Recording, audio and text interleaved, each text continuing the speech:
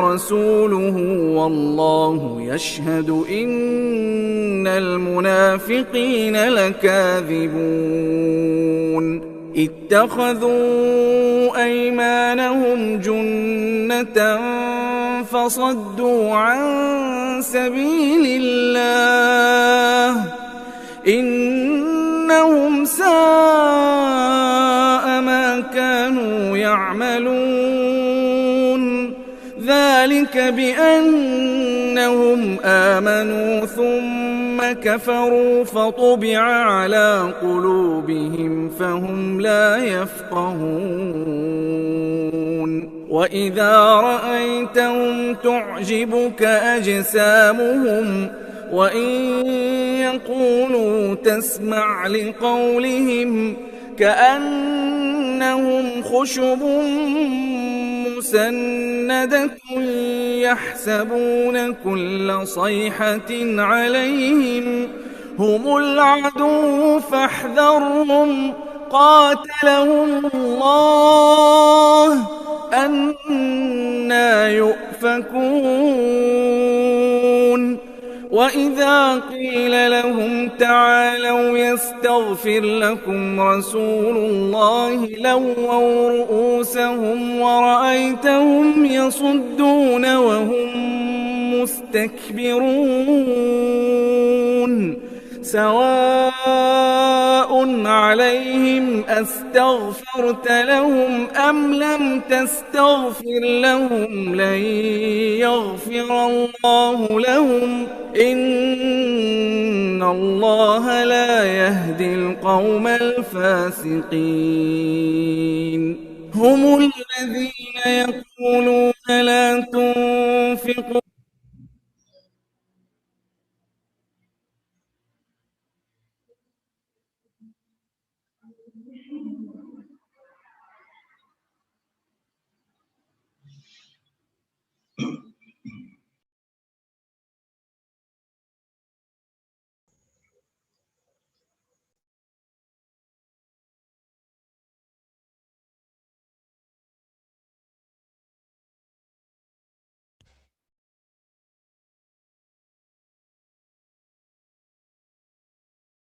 Assalamualaikum warahmatullahi wabarakatuh.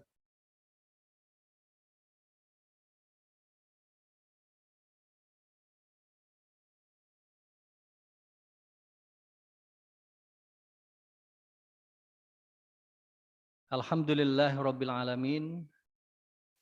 Wa bihi nasta'inu ala umurid dunya waddin wa sallallahu ala nabiyyina Muhammadin wa ala alihi wa ashabihi ajma'in amma ba'du.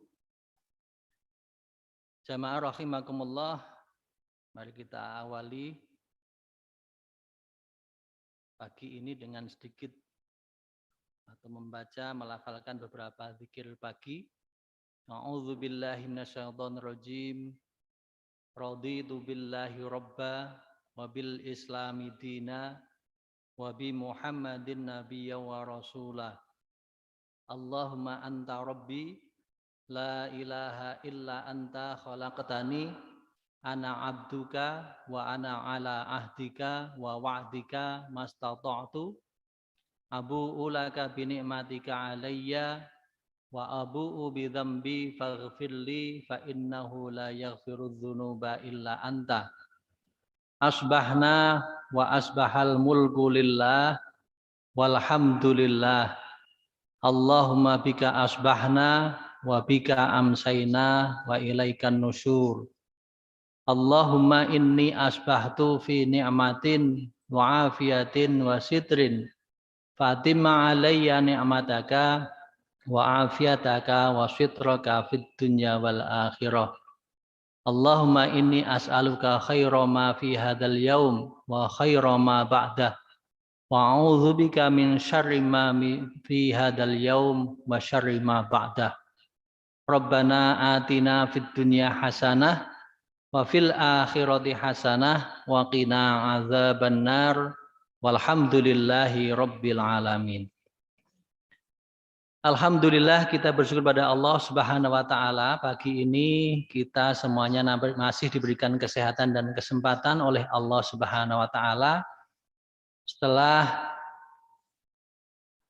hampir 2 pekan kita meninggalkan Ramadan, tentu kita berharap bermohon pada Allah Subhanahu wa taala seluruh amaliyah Ramadan kita diterima oleh Allah Subhanahu wa taala. Amin. Selanjutnya salawat serta salam senantiasa kita sanjungkan kehadirat Rasulullah Muhammad sallallahu alaihi wasallam beserta keluarga, para sahabat dan seluruh umatnya, insya Allah termasuk kita semuanya. Amin. Bapak Ibu jamaah rahimakumullah, pagi ini kita di samping di Masjid Al-Kautsar PKU Muhammadiyah Pakem ini ada 7 lokasi lagi yang kita bersama-sama memulai pengajian Ahad pagi yang setelah lebih dari 1 tahun karena kondisi pandemi kemudian kita berhenti lalu kita melaksanakan pengajian secara online, secara daring, dan setelah Ramadan ini kita telah berkoordinasi dengan pihak-pihak terkait pada camat, Satgas Covid dan seterusnya bahwa pimpinan cabang Muhammadiyah Pakem mulai saat ini akan memulai kegiatan pengajian Ahad pagi secara luring. Di samping yang daring di salah satu tempat tetap akan dilanjutkan. Tentu kita juga akan senantiasa mematuhi protokol kesehatan. Artinya kepada Bapak Ibu yang hadir dimohon untuk tetap memakai masker, menjaga jarak, mencuci tangan, dan seterusnya. Termasuk kalau memang kemungkinan badannya belum begitu fit, ya mungkin tidak harus kemudian datang dulu. Bisa kemudian ikut ngaji melalui Zoom atau melalui YouTube. Jadi ini yang kita lakukan bersama-sama mulai hari ini. Semoga Allah tetap berikan kesehatan kepada kita semuanya, dan kita bisa terus berusaha meningkatkan pemahaman kita terhadap agama Islam tentu saja, dan kemudian dapat kita amalkan di dalam kehidupan kita sehari-hari. Selanjutnya Bapak Ibu jamaah rahimakumullah, pagi ini saya akan menyampaikan, ya mungkin sekedar mereview juga begitu, materi terkait dengan gerhana dan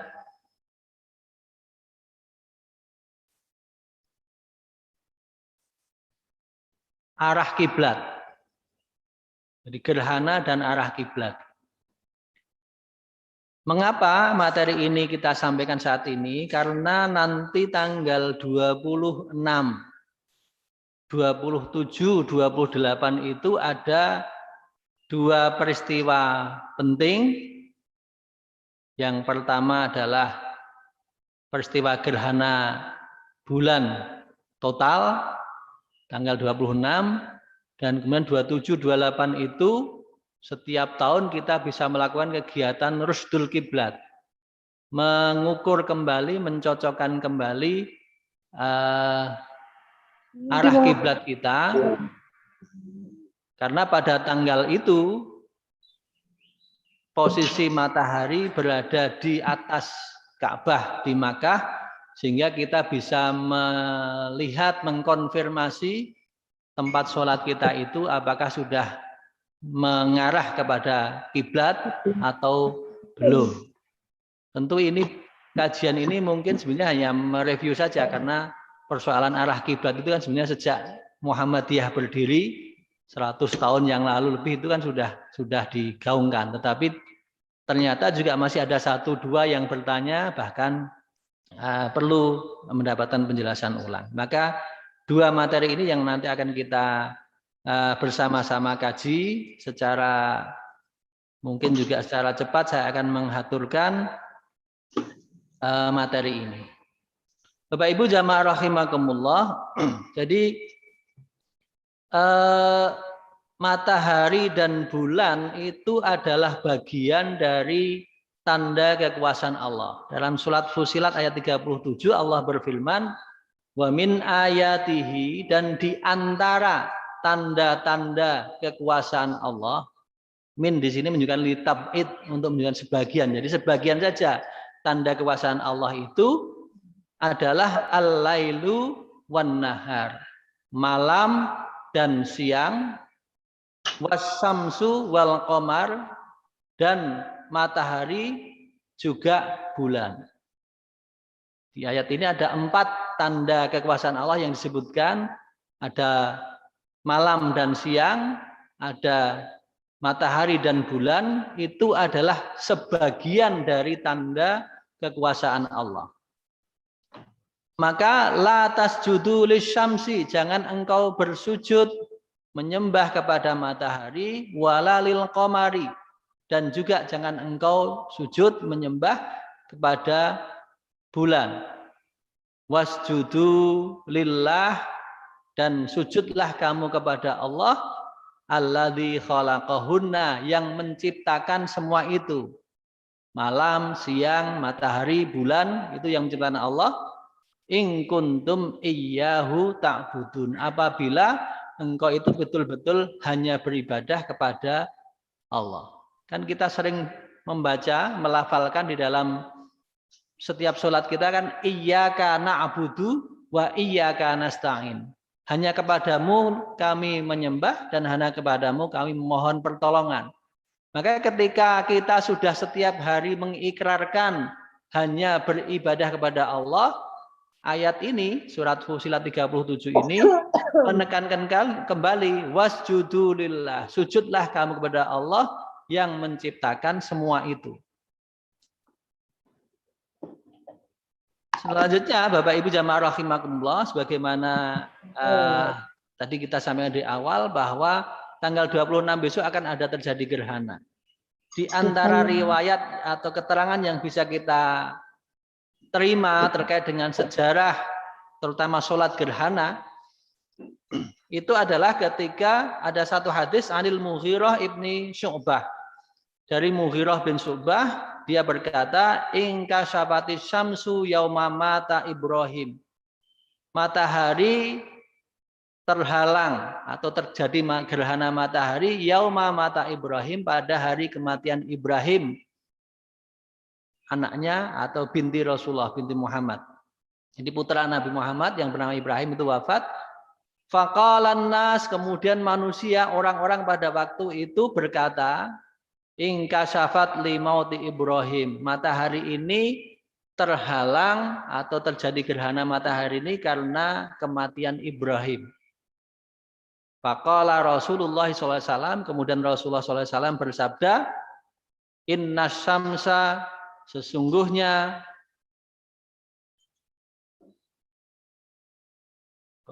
maaf nih, screen saya.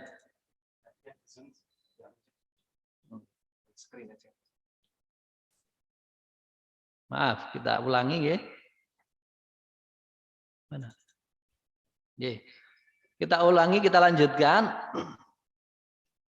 bahwa ketika terjadi gerhana matahari pada hari kematian Ibrahim putra Rasulullah, orang-orang pada waktu itu mengatakan bahwa gerhana itu atau matahari ini tertutup karena adanya kematian Ibrahim putra Rasulullah. Maka kemudian Rasulullah mengatakan, inna syamsa, sesungguhnya matahari, wal qamara, dan bulan, ayatani min ayatillah, adalah 2 ayat, 2 tanda kekuasaan Allah, sebagian saja dari tanda-tanda kekuasaan Allah.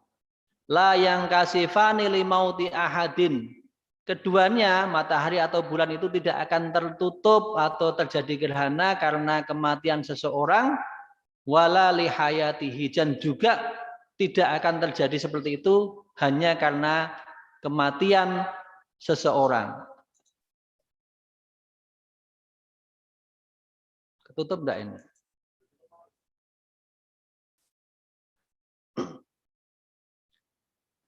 Fa idza ra'aitumuhuma, apabila engkau melihat keduanya, artinya terjadi gerhana matahari atau terjadi gerhana bulan, fad'ullaha, maka berdoalah kamu kepada Allah, wa shollu, dan sholatlah kamu hatta tangkashifa, sehingga tersibak atau gerhana itu selesai.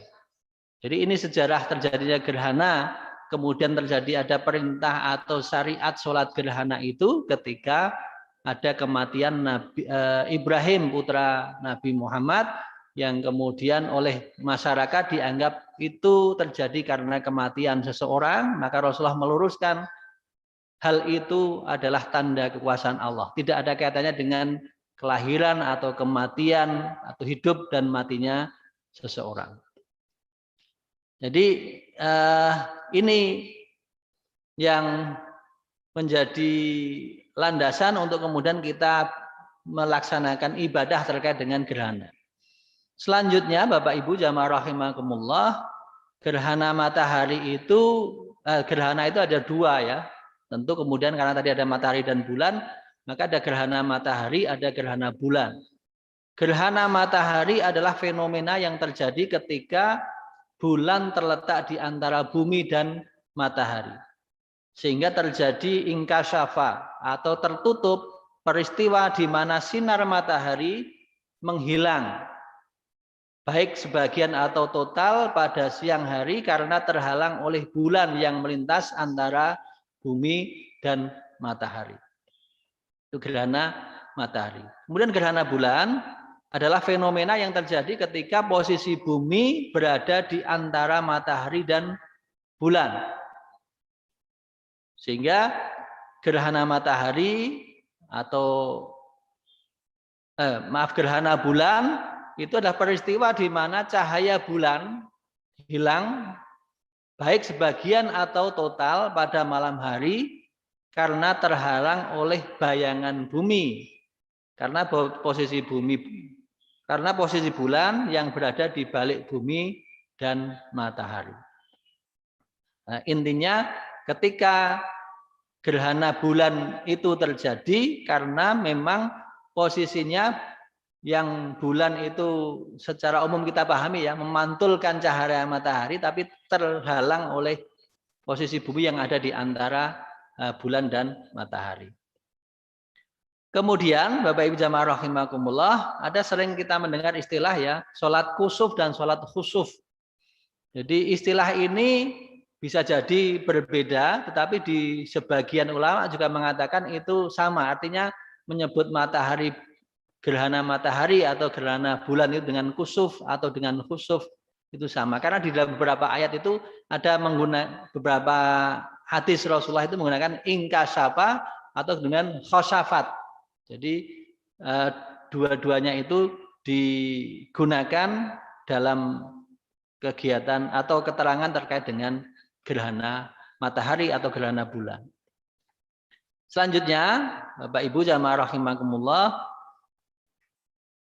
yang akan terjadi besok ini tanggal 26 sebagaimana dirilis oleh Majelis Tarjih dan Tajdid PP Muhammadiyah pada tanggal 14 Syawal hari Rabu besok bertepatan dengan 26 Mei 2021 seluruh wilayah Indonesia akan mengalami gerhana bulan total. Dengan datanya ini saya kira tidak perlu dibacakan ya. Kalau perhitungannya kita ambil total gerhananya dimulai pukul 18.11 menit 25 detik waktu Indonesia Barat, atau kalau kemudian ke tengah dan ke timur itu selisihnya 1 jam, kemudian setelahnya 2 jam. Nah, kemudian tengah gerhananya terjadi pada pukul 18.40 pukul 18 menit 40 detik waktu Indonesia Barat, dan ke timurnya juga tengah dan timurnya selisihnya 1 jam, kemudian ke timur lagi 1 jam. Kalau kita di sini berarti ya setelah maghrib.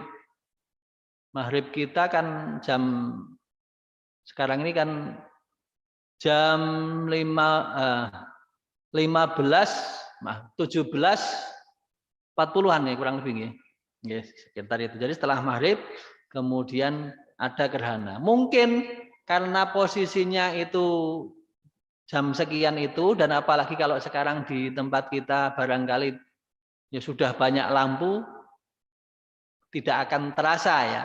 Mungkin tidak begitu terasa apa betul terjadi gerhana. Tetapi clear secara astronomi ini bisa dihitung dan selama ini juga tepat. Maka nanti meskipun kita tidak merasakan betul itu disunahkan untuk kita melaksanakan kegiatan terkait dengan sholat gerhana. Jamaah rahimakumullah, lalu dasar sholat gerhana itu mana? Ini salah satunya an Aisyata anna syamsa khosafat ala ahdi Rasulillah, bahwa matahari itu tertutup atau terjadi gerhana ala ahdi Rasulillah pada masa Rasulullah SAW. Faba'asa munadian, maka kemudian Rasulullah mengutus seorang pemanggil. Munadi itu orang yang memanggil, mengajak. Bagaimana cara mengajaknya? As-sholatu jami'ah, sholat berjamaah. Sehingga nanti kita akan di belakang untuk sholat gerhana itu tidak ada azan.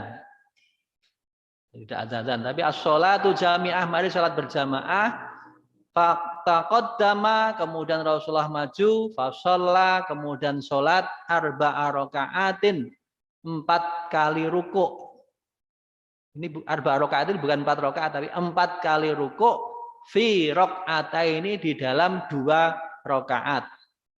Wa arba'a sajadatin, dan 4 kali sujud.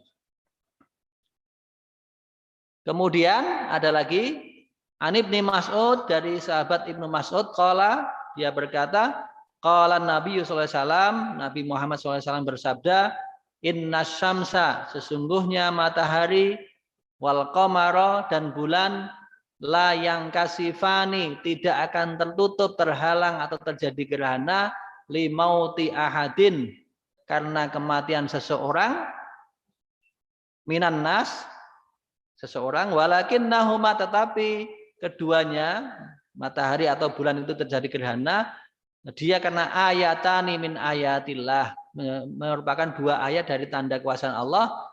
Ini kita tandai merah. Fa idza ra'aitumuhuma, apabila kamu melihat itu terjadi gerhana matahari atau terjadi gerhana bulan, faqumu, maka berdirilah kamu, fasallu, kemudian sholatlah.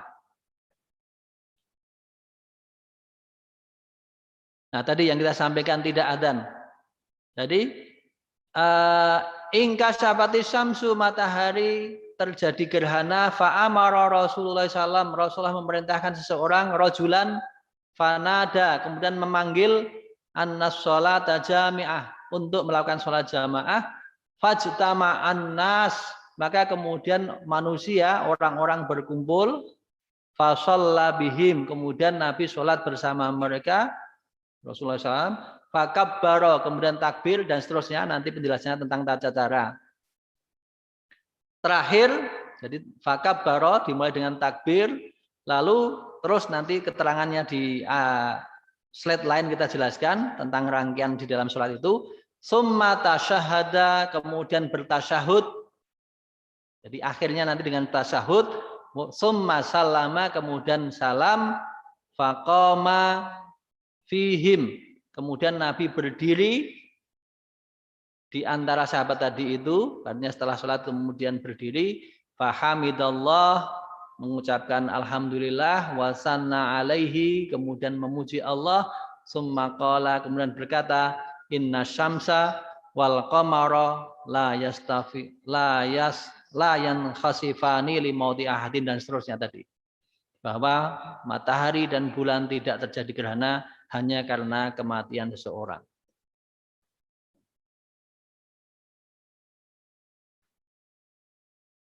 Fa'ayyuhuma khasafa, maka ketika salah satu di antara keduanya itu terjadi gerhana, fafza'u ilallah, maka kemudian segeralah kembali kepada Allah azza wa jalla, bidzikri as-shalah, dengan berzikir, dengan menunaikan sholat. Nah, sekarang Bapak Ibu jamaah rahimakumullah, bagaimana tata cara sholat gerhana. Nah, sebenarnya ini banyak tadi agak yang terulang-ulang, tapi ini supaya jelas yang terkait dengan ini. Dari Aisyah, istri Rasulullah SAW, khasafati syamsu fi hayati Rasulillah, matahari terjadi gerhana pada masa kehidupan Rasulullah. Fa kharaja Rasulullah sallallahu alaihi wasallam, Rasulullah SAW kemudian keluar ilal masjid, ke masjid, faqama, kemudian berdiri, wa kabbara, kemudian bertakbir, wa shaffan nasu wara'ahu, kemudian orang-orang berdiri membangun shaf di belakangnya. Faqtara'a Rasulullah sallallahu alaihi wasallam qira'atan tawilatan. Kemudian Rasulullah membaca bacaan ayat Al-Qur'an itu bacaan yang panjang. Jadi setelah takbir, kemudian tentu membaca Al-Fatihah, kemudian membaca surat yang panjang, tawilatan, summa kabbara, kemudian bertakbir, faraka'a, lalu ruku'. Ruku'an tawilan, rukuknya juga panjang. Summa rafa'a ra'sahu, kemudian mengangkat kepalanya, i'tidal ya. Faqala sami Allahu liman hamidah rabbana walakal hamdu. Ketika i'tidal itu mengucapkan sami Allahu liman hamidah rabbana walakal hamdu.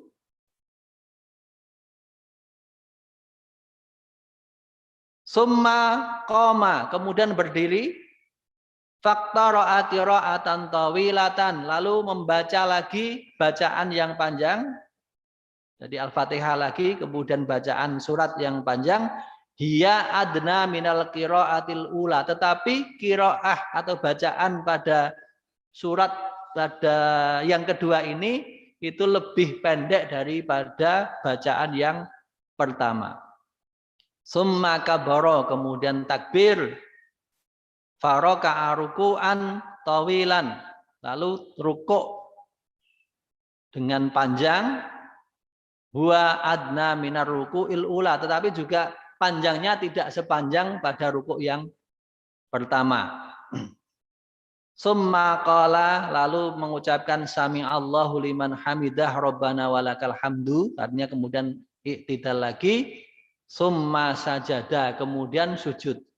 Jadi pada rakaat pertama itu takbiratul ihram, membaca surat Al-Fatihah, membaca surat yang panjang, kemudian rukuknya panjang, kemudian i'tidal, kemudian membaca surat lagi yang panjang, tapi panjangnya tidak sepanjang yang pertama, lalu kemudian rukuk panjang juga, tapi tidak sepanjang daripada rukuk yang pertama, lalu i'tidal, lalu kemudian baru sujud. Itu satu rakaat ada 2 kali rukuk. Tadi kan 4 kali rukuk pada 2 rakaat.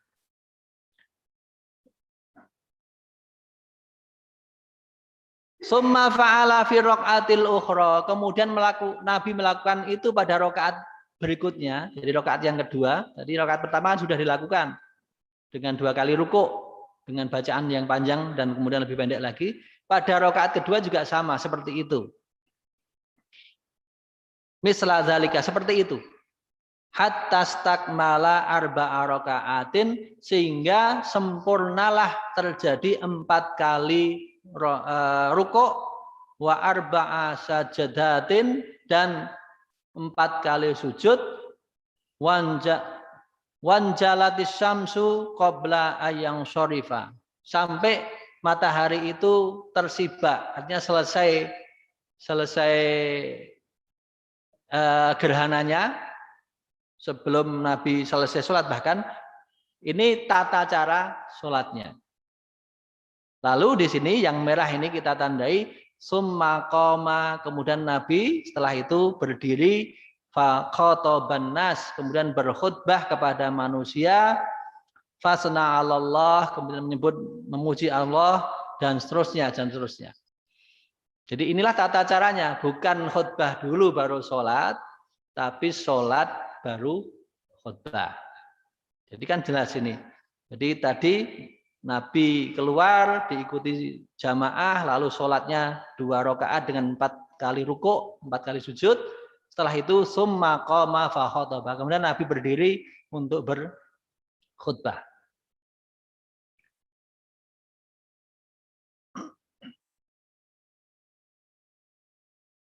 Sudah terjemahnya sudah. Lalu bacaannya itu apakah sir atau jahar? Termasuk kalau misalnya siang ya.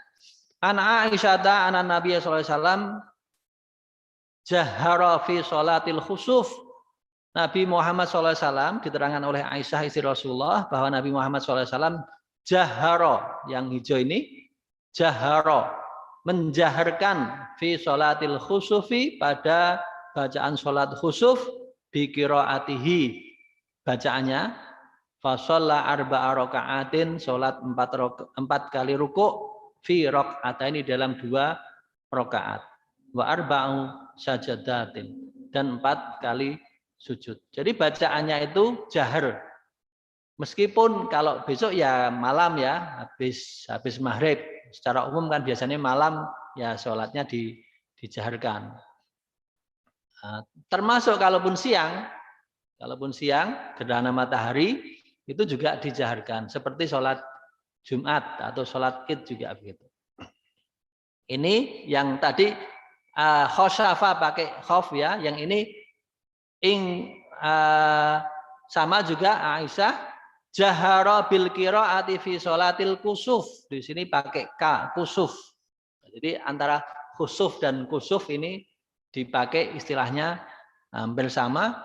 Maka tadi menyebut matahari dan bulan itu dengan kusuf dan khusuf dalam batas itu bisa dibedakan, tapi juga bisa menggunakan istilah yang sama.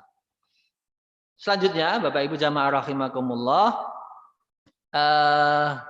terkait dengan kejadian itu, kita ambil yang baris 2 terakhir saja.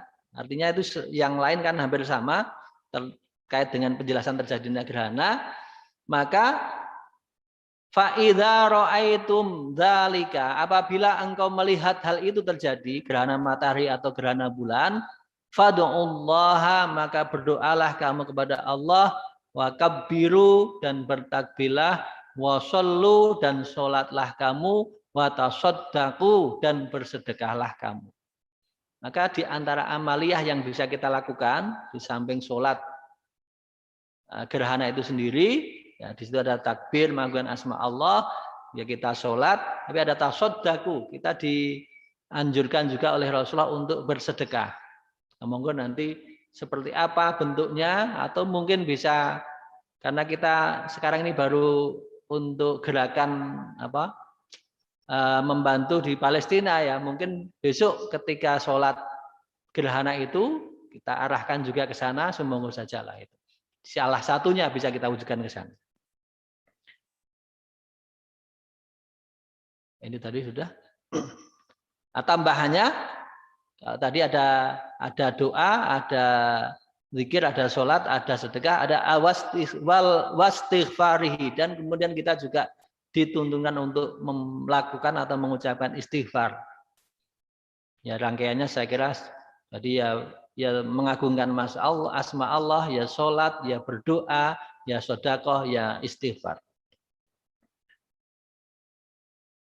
Nah, selanjutnya Bapak Ibu jamaah rahimakumullah, tadi kita sampaikan di dalam Majmu'ul Fatawa itu ada disampaikan fa inna sholatal kusuf wal khusuf, sesungguhnya sholat gerhana matahari atau bulan itu la tusalla illa idza syahadna bidzalika. Kita tidak diperintahkan sholat kecuali ketika kita melihat.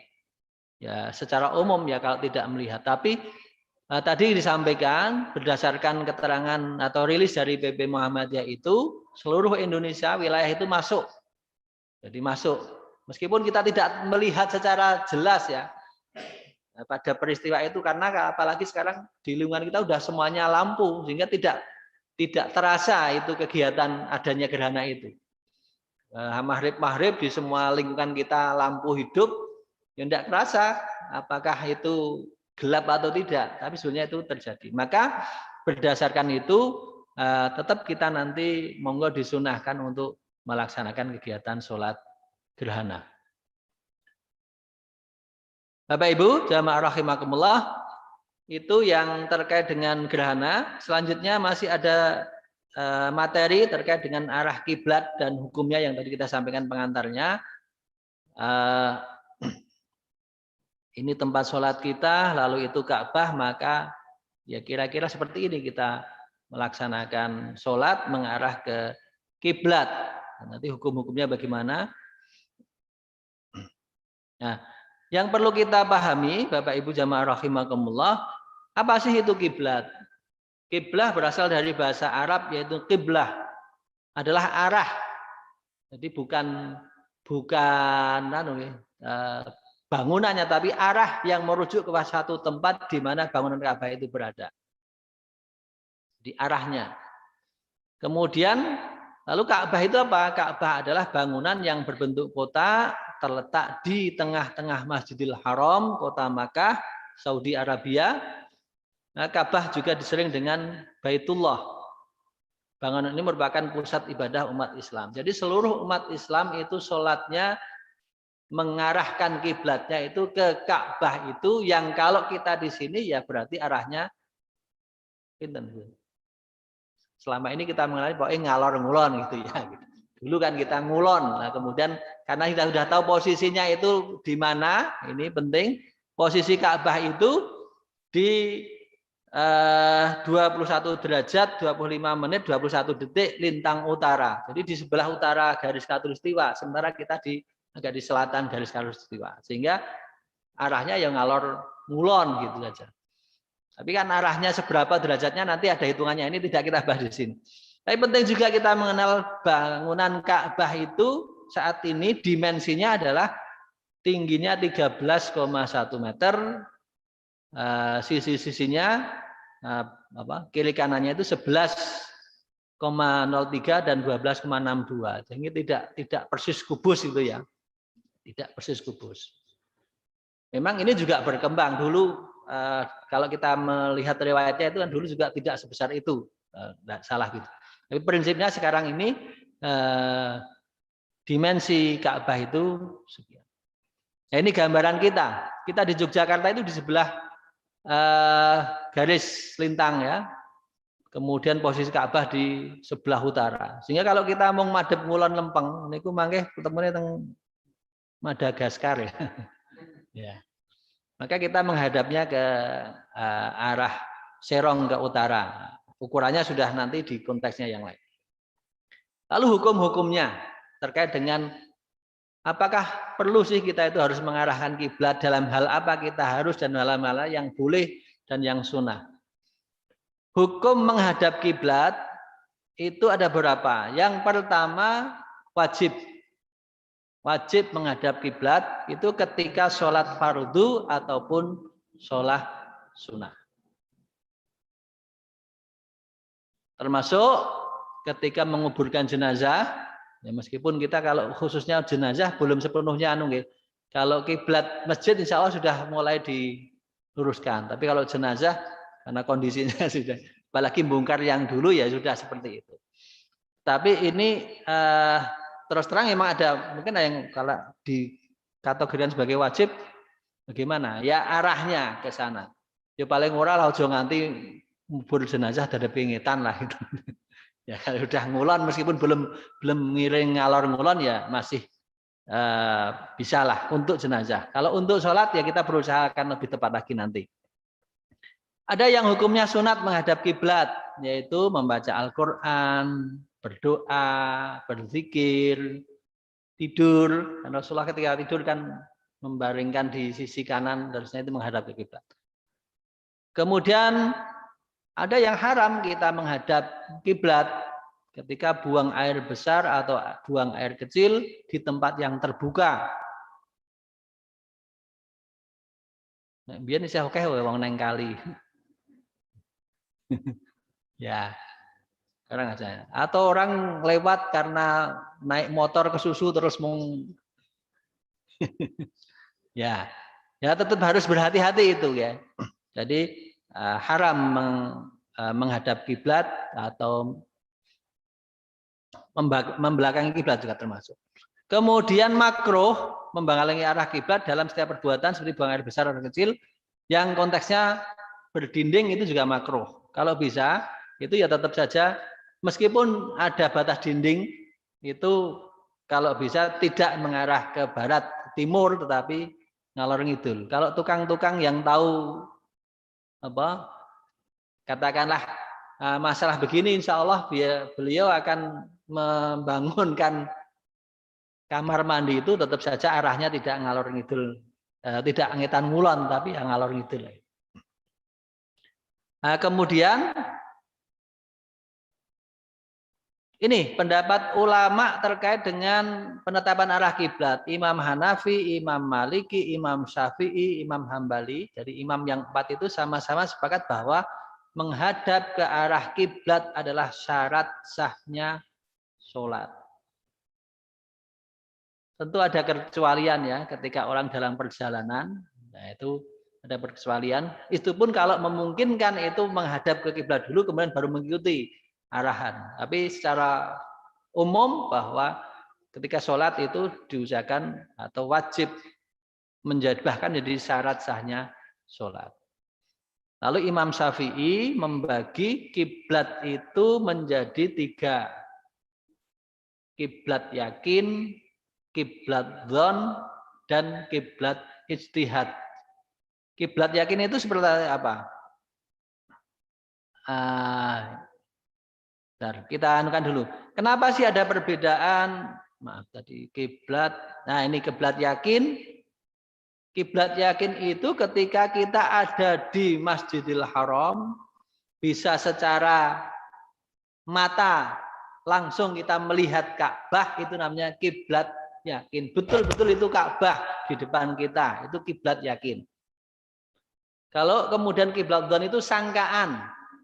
Sangkaan itu kita tidak bisa melihat langsung. Misalnya orang di sekitar Masjidil Haram di luar ya, itu kan pokoknya Ka'bahnya di dalam situ. Saya yakin di situ. Nah itu kita mengarahnya ke dalam itu, tapi tidak secara ainul yakin kita melihat. Jadi tetapi ada keyakinan dugaan kuat. Itu kan dugaan kuat ya. Dugaan kuat bahwa memang betul di dalam itu ada Ka'bah dan kita juga tahulah dari itu. Nah, kemudian yang kiblat ijtihad itu ya yang jauh dari itu seperti kita di sini kan ya istihadnya mengarahkan arah kita ke Masjidil Haram yang di dalam Masjidil Haram itu ada Ka'bah. Nah, lalu pertanyaannya yang dimaksud kiblat itu apakah Masjidil Haramnya atau Ka'bahnya? Itu ada 2 pemahaman. Yang pertama, karena ini dalilnya wa min haitsu kharasta fawalli wajhaka syatral Masjidil Haram, dan dimanapun kamu berada, kamu keluar, maka hadapkan wajahmu ke arah Masjidil Haram. Disebutkan di sini Masjidil Haram. Surat Al-Baqarah ayat 150 ya. Wa haitsu ma kuntum fawallu wujuhakum syatrah. Dimanapun Anda berada, maka hadapkan wajahmu itu ke arah Masjidil Haram. Sehingga pemahaman pertama berarti arah kita itu ya ke Masjidil Haram. Kemudian idza qumta ila shalah, apabila kamu mendirikan salat, fa asbihil wudu, sempurnakan wudu, summastaqbilil kiblah, kemudian menghadaplah ke kiblat, fakabbir, maka bertakbirlah. Kalau di misalnya yang di atas ya. Jadi perintahnya menghadap kiblat itu ini, yang tengah ini. Lalu kemudian kiblatnya yang mana? Pertama itu Masjidil Haram tadi. Yang kedua ini. Lamma dakhala Nabi sallallahu alaihi wasallam, ketika Nabi Muhammad sallallahu alaihi wasallam masuk ke dalam Ka'bah Al-Baita, da'a fi nawahihi. Nabi itu berdoa di sudut-sudut Masjidil Ka'bah di dalam. Jadi kan Ka'bah itu ada pintunya. Suatu ketika Nabi masuk, kemudian ketika masuk itu berdoa di sudut-sudut Ka'bah itu dari dalam ya. Lam yusolli, dan tidak sholat di dalamnya, hatta kharaja, sampai Nabi keluar. Falamma kharaja, setelah keluar, rakaataini, lalu Nabi melakukan rukuk atau sholat 2 rakaat. fi qibalil Ka'bah, di hadapan Ka'bah. Wa qala, lalu Nabi mengatakan hadza al-qiblah, inilah atau hadhil qiblah, inilah kiblat. Jadi ketika di dalam Nabi tidak sholat, tapi hanya berdoa aja, lalu keluar setelah itu menghadap kiblat, menghadap Ka'bah itu lalu sholat.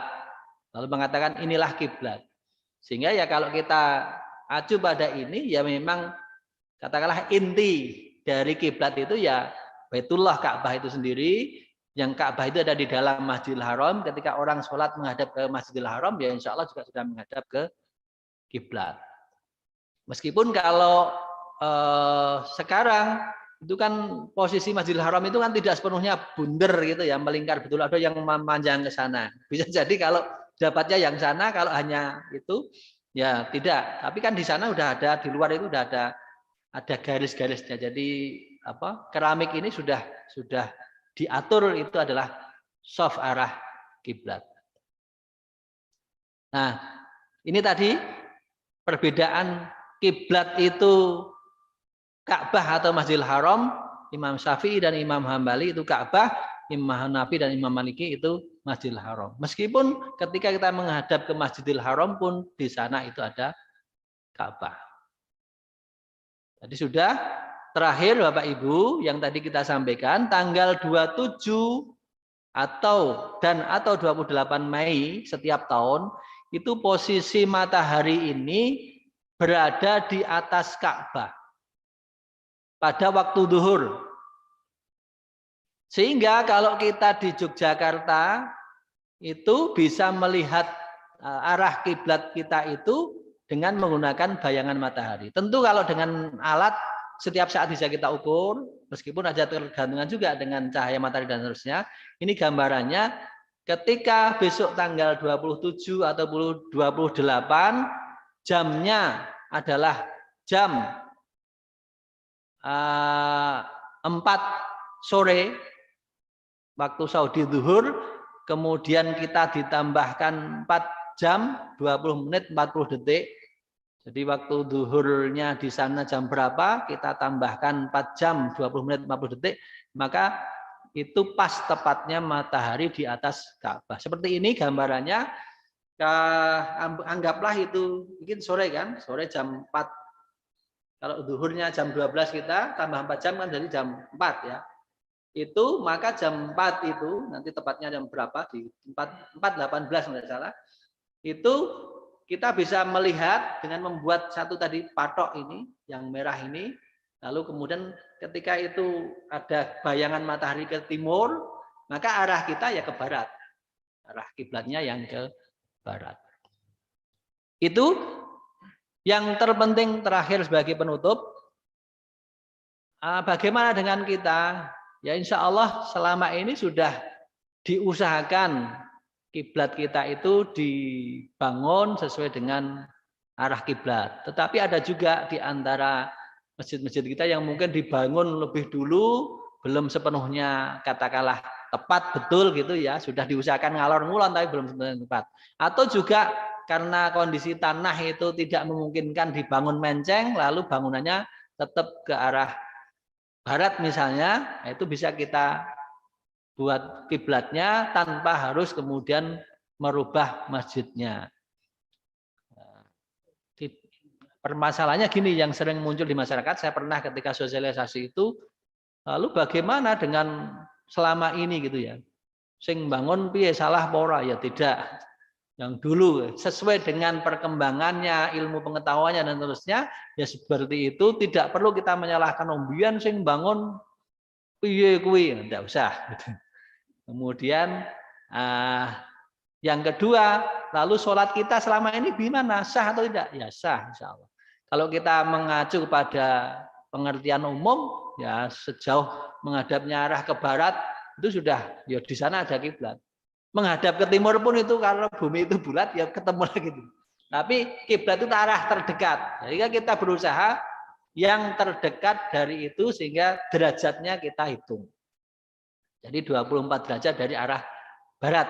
Nah, itu yang saya kira penting. Demikian Bapak Ibu jamaah rahimakumullah yang kami sampaikan. Ada 1-2 pertanyaan kita sumanggake.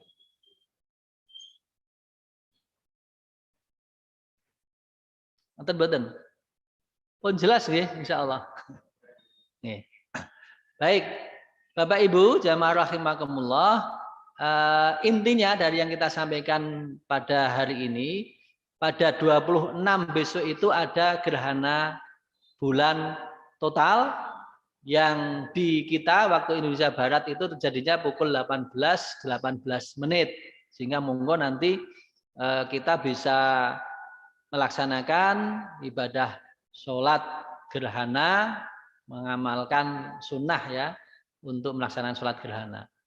Ya, silahkan nanti diatur bagaimana siapa khotibnya, siapa imamnya. Secara umum saya kira kita semuanya bisa hampir sama dengan sholat pada umumnya, hanya memang tadi rukuknya 2 kali, jumlah rakaatnya 2, rukuknya di setiap rakaat 2 kali, bacaannya ya kalau normatif ya panjang, lebih pendek yang kedua dan seterusnya. Tapi ya itu tidak mutlak lah itu. Boleh saja lah yang ayat pertama Al-Ghasyiyah, kemudian yang kedua, kemudian apa lagi Al-A'la, kemudian yang silahkan saja. Itu tidak mutlak. Kalau kita bisanya semuanya Qul huwallahu ahad ya. Artinya itu kalau memungkinkan. Itu karena apa? Tadi lamanya gerhana itu kan kita dalam rangka menunggu gerhana itu, jadi diperpanjang. Kalaupun enggak nanti ya kemudian khutbahnya yang agak panjang juga memungkinkan. Silahkan saja. Jadi kalau harus sama persis bagaimana yang pernah dilakukan oleh Rasulullah, panjang begitu, tampaknya mungkin juga sing matur juga malah jamaah ramenyang nek salate kon dawa-dawa ya. Artinya prinsipnya kita melaksanakan kegiatan ibadah sholat gerhana itu. Kemudian kita bisa melakukan rusdul kiblah, meluruskan arah kiblat kita, atau mengkonfirmasi. Mungkin sudah kita ukur, kita konfirmasi lagi melalui kegiatan itu. Dengan catatan tidak terjadi hujan atau tidak terjadi mendung. Kalau ada hujan, ada mendung, ya tidak ada bayangan. Itu ya tidak bisa juga. Demikian Bapak Ibu jamaah rahimakumullah yang kita sampaikan pada saat ini. Untuk mengakhiri ini kembali mengingatkan khususnya kepada Bapak Ibu pegawai amal usaha Muhammadiyah Aisyah dari PAUD, TK, SD, SMP, SMA, SMK, PKU itu monggo sudah bisa mulai bergabung di 8 lokasi pengajian Ahad pagi yang diselenggarakan langsung oleh pimpinan cabang Muhammadiyah. Kalau karena kondisinya mungkin tidak fit dan seterusnya, apalagi juga memang kita masih perlu membatasi jumlah yang hadir secara fisik, maka tetap untuk mengikuti kegiatan itu secara virtual, baik melalui Zoom atau melalui YouTube.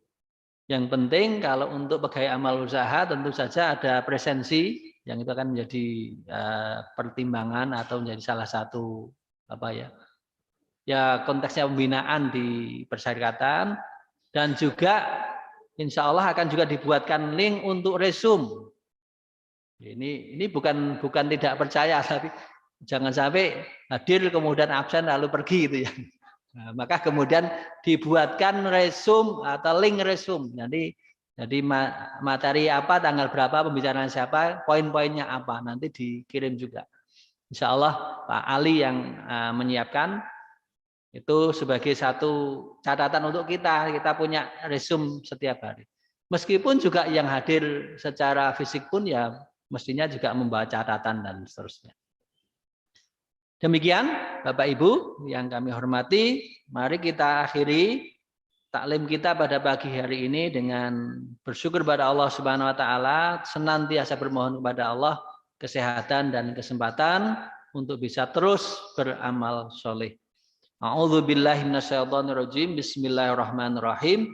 Alhamdulillahirabbil alamin wassalatu wassalamu ala asyrafil anbiya'i wal mursalin wa ala alihi wa ashabihi ajmain. Allahumma arinal haqqa haqqa warzuqna tiba'ah wa arinal batila batila warzuqna ijtinabah. Allahumma inni a'udzubika minal barasi wal jununi wal jadzami wa min sayyi'il asqam. Allahumma inni a'udzubika minal barasi wal jununi wal jadzami wa min sayyi'il asqam. Allahumma inni a'udzubika minal barasi wal jununi wal jadzami wa min sayyi'il asqam. Rabbana hab lana min azwajina wa dzurriyyatina qurrata a'yun waj'alna lil muttaqina imama.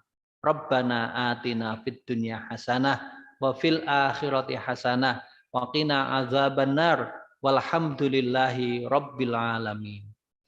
Terima kasih. Assalamualaikum warahmatullahi wabarakatuh.